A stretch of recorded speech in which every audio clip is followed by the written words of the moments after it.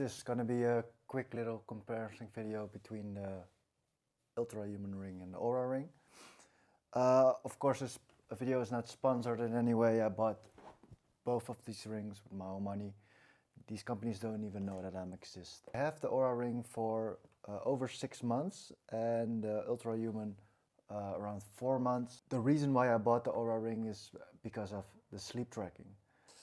And the Ultrahuman Ring, what was appealing to me, doesn't have a subscription model, which is very appealing in contrast to the Oura Ring. It's not a lot, but still, no subscription is better than a small subscription.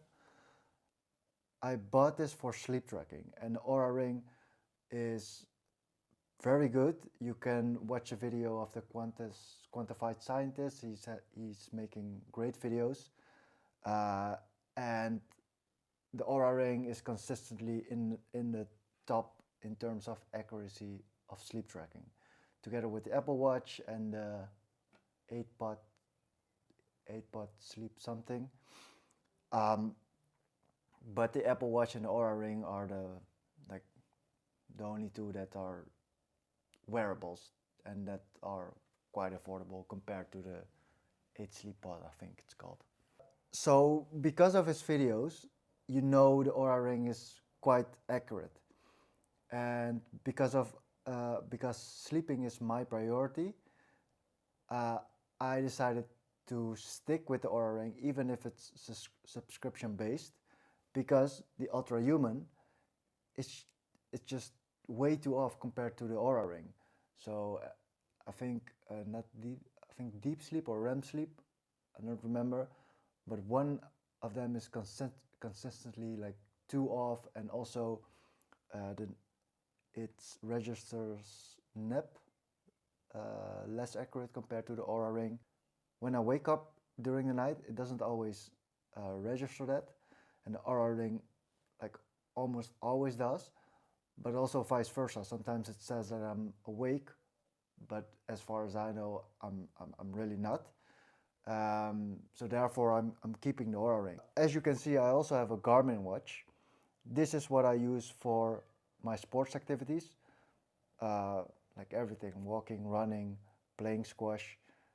Especially for running, I saw that the Garmin watch was much more accurate compared to the Oura Ring, and I think this combination is a great combination. So if you have one for sports and one for health tracking. The health tracking features, you can see that the Oura Ring is designed from the ground up to be a health device. So I think this is a great combination. You have one wearable targeted to become a better sport person, and the other one is improving your health.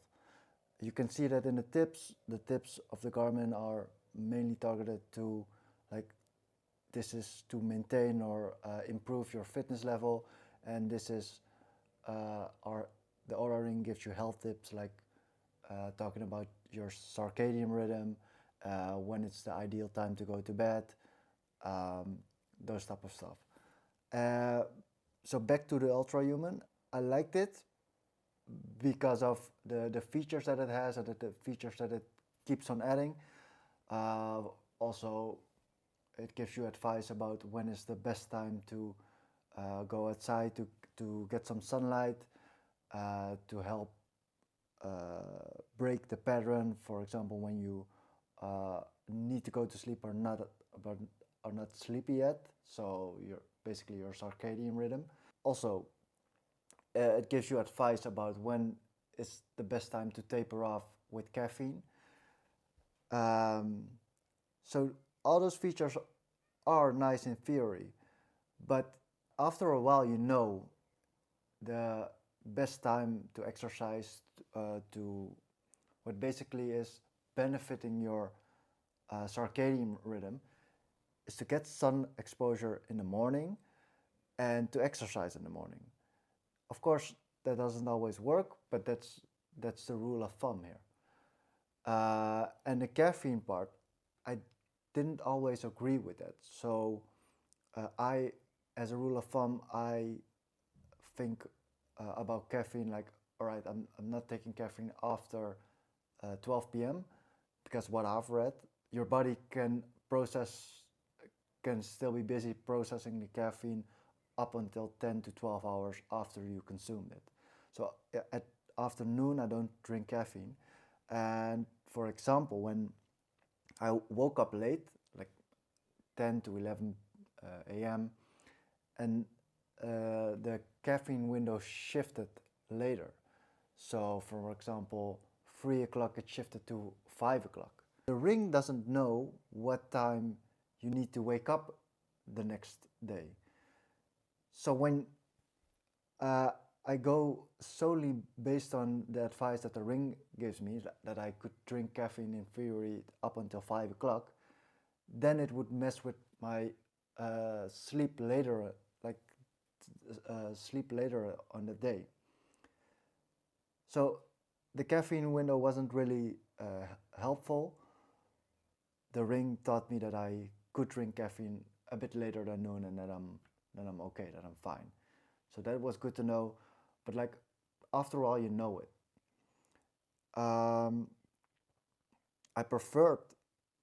I still prefer the app from the Oura Ring because it's very simplified. It's giving you all the information that you need at that time. So for example, in the morning you have your sleep and your readiness, and I think it changes during the day to your activity. And I thought I would like to see more in-depth data, but I do not. In the morning I want to know my sleep and my readiness score, and how it affected that. And during the afternoon I just want to know how I'm doing with my stress and with my activity progress. And that's it. So that's what I think that's also what you're paying for with the Oura Ring. So if that's like worth €6 to me, like I prefer not to pay, of course, but I guess it is the best app for health, also compared to the Garmin. What I also want to say is both of these wearable rings, so the Oura Ring and the Ultrahuman, what I respect and like about it is they both understand that they're not perfect. And what I mean by that is they accept that you won't wear them all the time. So for example, when you're playing a racket sport and you are using the Oura Ring on your dominant hand, you can wear, instead of the ring, you can wear a watch, and the watch will export, or in this case the Garmin watch will export the activity to the health or the trainings app, and the Oura Ring will import that data into his app. The same goes for the Ultrahuman. So they understand that you might not always wear them. Compared to the Garmin, that doesn't import any data, or no data from the Oura Ring, vice versa, or the Ultrahuman. So I really like and respect that you're basically paying for the app and the features, which I think is the biggest differentiator between these devices. Because that's another device, but the Apple Watch, in the data or the videos of the quantified scientist, the Apple Watch is almost in every measurement, it's the most accurate. But the Achilles heel of the Apple Watch is the trainings app or the fitness app and the health app. I think where the Oura Ring accelerates, and the Garmin for that sense, is the Oura Ring, the app is the best if health is your goal. And the Garmin, on the other hand, is much better suited in terms of recovery rate if sport is your priority. Even though the Apple Watch might have the most accurate measurements, the data is not always displayed how you would like in terms of recovery rate or readiness for that day, or how you slept and how it will affect you. So I would say this is the biggest differentiator between all of these wearables. Of course, the measurements should be have to be like relatively accurate, but the biggest differentiator between all of these devices is how they display the app and how it's designed to be displayed. That's it.